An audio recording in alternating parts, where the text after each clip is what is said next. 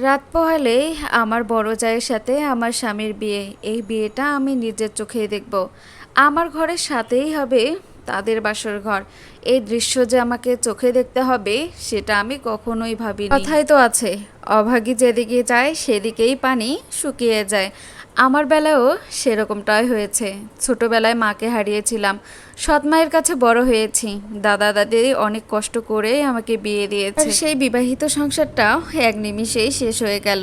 এই হতভাগার কপালে হয়তো বা এটাই আছে। ছোটবেলায় মাকে হারিয়েছিলাম, মায়ের ভালোবাসা কখনো পাইনি। মা মারা যাওয়ার কিছুদিন পরে বাবা বিয়ে করে আনে। সৎ মা একটু শুরুতে ভালো ব্যবহার করলেও পরে আবার তার আসল রূপটা বের হয়ে যায়। এরপর থেকেই দাদা দাদির কাছেই বড় হয়েছি। দাদার অনেক ইচ্ছা ছিল, যেহেতু এই দুনিয়াতে আমাকে দেখার মতো কেউ নেই, বাবাও তেমন খোঁজখবর নিত না, তাই দাদা বেঁচে থাকতেই আমার বিয়েটা দিতে চেয়েছিল। আমিও এ ব্যাপারে কখনোই না করিনি, কারণ আপন বলতে এই দুনিয়ায় আমার কেউ ছিল না। দাদার কাছে যখনই সম্বন্ধটা আসলো, দাদা আর না করলো না। তাদের অনেক ডিমান্ড ছিল, দাদার অল্প একটু জমি ছিল, সেটুকুই বিক্রি করে আমার বিয়ে দিয়েছিল। তখন কিন্তু আমার বড় যাও আমাকে দেখতে এসেছিল বিয়ের আগে, আমাকে অনেক কিছুই জিজ্ঞাসা করেছিল। বিয়ের পর থেকে আমি কখনোই এটা বুঝতে পারিনি যে আমার স্বামীর সাথে আমার বড় জায়ের সম্পর্ক। তবে একটা জিনিস আমি প্রায় লক্ষ্য করতাম, আমি যখন আমার স্বামীর সাথে ঘরে কথা বলতাম তখন আমার স্বামী স্বাভাবিকভাবে আমার সাথে কথা বলতো, কিন্তু যখনই আমরা বাইরে একটু বসে কথা বলতাম তখনই মাঝখানে আমার বড় জা এসে কথা বলতো, আর এক কথায় দুই কথায় আমার স্বামীর সাথে ঝগড়া লাগাই দিত। এমনকি অনেকবার হয়েছে আমার নামে মিথ্যা কথা বলে আমার শাশুড়ির কান ভাঙিয়েছিল। এর জন্য আমার শাশুড়িও আমার উপর অনেক রেগে গিয়েছিল। আমার জায়ের ছেলেমেয়ে দুটাকে আমার স্বামী তার নিজের ছেলেমেয়ের মতোই ভালোবাসতো। আমি এটা কখনোই নেগেটিভভাবে নেইনি, কারণ আমারও তো মা বাবা নেই। আমার তো বাবা থাকতেও আমার খোঁজখবর নেয় না, আর ওদের তো বাবাই ছিল না। আমি ওদেরকে খুব ভালোবাসতাম, একদম নিজের মায়ের মতো করে। আমার স্বামীকেও বলতাম ওদেরকে দেখে রাখতে, কিন্তু আমার বড় যায় যে আমার জীবনটা এরকম করে দিবে আমি ভাবতে পারিনি। বিয়ে 3 মাস 4 মাস 5 মাস চলে গেল, ভালোই ছিল, মোটামুটি খারাপ ছিল না। তারপরে একদিন আমি আমার স্বামীকে আমার জায়ের সাথে একদম খোলামেলা অবস্থায় দেখতে পাই। আমি তো দেখেই পুরো কান্না করে দিয়েছিলাম, চিৎকার করতেছিলাম, আমার শাশুড়িকে ডাকতেছিলাম। তখনই আমার স্বামী এসে আমার মুখটা চেপে ধরলো, তারপর ঘরে নিয়ে আমাকে অনেক বোঝানোর চেষ্টা করলো। আমার যাও বলল এই কথাটা যদি আমি মানুষকে বলে দেই, কাউকে জানাই, তাহলে ওরা নাকি আমাকে মেরে ফেলবে। তো আমি সেদিন চুপ করেছিলাম। আমার স্বামীকে বলেছিলাম যে এরপর থেকে এসব কিছু না করতে। তখন ওরা দুজনেই বলছিল যে আর এরকম ভুল ওরা করবে না। তারপর থেকে না আমি তেমন একটা কিছুই মনে করতাম না, যে ওরা মনে হয় ভালো হয়ে গিয়েছে। কিন্তু না, আমার চোখের আড়ালে আমাকে আমার বাপের বাড়িতে পাঠিয়ে দিয়ে তারা আবার একই কাজে লিপ্ত হতো। আর এই কথা আমার শ্বশুর শাশুড়ি, আমার শ্বশুরবাড়ির সবাই জানতো, কিন্তু কেউ একবারও আমাকে এই কথাটা জানায়নি আমার জীবনটা কেন তারা এইভাবে ধ্বংস করে দিল। পরে আমি আমার শাশুড়িকে এসে জানিয়েছিলাম। আমি যেদিন আমার বাবার বাড়ি থেকে এসেছিলাম সেদিন বাড়িতে কেউ ছিল না।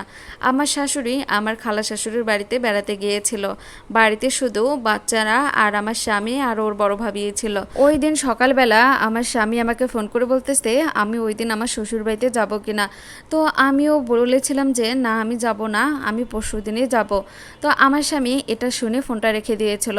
আমিও মনে মনে ভেবেছিলাম আজকে যেহেতু আমার শাশুড়িও বাসায় নেই, আমি আজকেই আমার শ্বশুরবাড়িতে যাব আর গিয়ে দেখব তারা কী করতেছে। তো আমি সেদিন ঠিক দুপুর সময় গিয়েছিলাম, আর কাউকে কিছু বলিনি। ঘরের দরজা আলতো করে খুলে আমি ঘরে ঢুকছিলাম, মানে মেইন গেট থেকে ভিতরে ঢুকছিলাম। তারপরে দেখতেছি আমার জায়ের ঘর একদম লক করা ছিল, আর আমার শ্বশুরের ঘরে তার বাচ্চা দুটা ঘুমাচ্ছিল। আমার স্বামীকেও আমি কোথাও পাচ্ছি না। তো আমার প্রথমে সন্দেহ লেগেছিল যে তারা হয়তো বা আবার ঘরেই আছে। তারপর আমি ধীরে ধীরে একদম জোতার শব্দ না করে আস্তে আস্তে তাদের গেটের সামনে গিয়ে দাঁড়ালাম। গিয়ে আবার তাদের হাসাহাসি শুনতে পেলাম। এটা শুনে যে ওইখানে আমি স্থির দাঁড়িয়ে থাকবো কোনোভাবেই পাচ্ছিলাম না, চোখের পানি তো আটকানোই যাচ্ছিল না। তারপর আমি আমার শাশুড়িকে ফোন দিয়েছিলাম যে এরকম ঘটনা। তার আগ পর্যন্ত কিন্তু ওরা জানতে পারেনি। আমি আমার ননাসের স্বামী সবাইকে ফোন করে এই কথাটা জানিয়ে দিয়েছিলাম। তারা তখন পর্যন্ত ওই রুমেই ছিল, তারাও বের হয়। আমার খালা শাশুড়ির বাড়ি যেহেতু বেশি দূরে না, পাশের গ্রামেই ছিল, এর জন্য আমার খালা শাশুড়ি আমার শাশুড়ি তাড়াতাড়ি চলে এসেছিল। এদিকে আমার ননাস ননাস, ননাসের স্বামীও চলে এসেছিল। তখন পর্যন্ত কিন্তু তারা ভিতরেই ছিল। এরপর আমি আর কিছু বলিনি। তখন আমার ননাস ওদেরকে ঘর থেকে বের করেছিল। আমাদেরকে সবাইকে একসাথে দেখে তারা তো অবাক হয়ে গিয়েছিল, তারা কোনোভাবে ঘর থেকে বের হতে চাচ্ছিল না। তখন আমার ননাস আমার স্বামীকে অনেক মেরেছিল, সাথে ওই মহিলাটাকেও মেরেছিল। তার একটু লজ্জা ছিল না, এমনকি সেই মহিলা আবার হাসতেছিল। এদিকে তার বাপের বাড়িতেও খবর দিয়েছিল আমার শাশুড়ি যে তার মেয়েকে ঠিক করার জন্য, কিন্তু না, ওরা ওরকমই ছিল। তারপর আমার স্বামী অনেক কান্নাকাটি করলো, আমার হাতে পায়ে ধরার চেষ্টা করতেছে যে এরকম ভুল আর সে করবে না। শাশুড়ি তো সেদিন সবার সামনেই বলেছিল যদি বাচ্চা দুইটা না থাকতো তাহলে ওই রকম মহিলাকে এই বাড়িতে রাখতো না। হয়তো বা সবাই বাচ্চাদের মুখের দিকে তাকিয়েই ওই মহিলাটাকে এই বাড়িতে জায়গায় দিয়েছে। বারবার বাধা করার পরেও আমার সংসারটা ভেঙে দেওয়ার চেষ্টা করেছিল। এর মধ্যে কিন্তু আমার দাদাও মারা যায়। এই ব্যাপারে এর আগে আমি আমার দাদা দাদিকে কখনোই এই কথা বলিনি, হয়তো বা তারা অনেক কষ্ট পেত। আমার দাদা যেহেতু আগে থেকে অসুস্থ ছিল তার জন্য আমার দাদাও দুনিয়া থেকে চলে যায়। এর 2 মাস পরে আমার দাদিও মারা যায়। আমি একদম পুরোপুরি অনাথ হয়ে গিয়েছিলাম। আমার শাশুড়িকে বলেছিলাম যে কেন মা আমার সাথে এরকমটা করলেন। আমার হয়তো বাবা মা ছিল না, কেউ ছিল না, কিন্তু তারপরেও এরকম জীবন আমি কখনোই চাইনি। হয়তো বা আমি চাকরি করে খেতাম, তাও তো 2 বেলা খেয়ে একদম সুখে থাকতাম।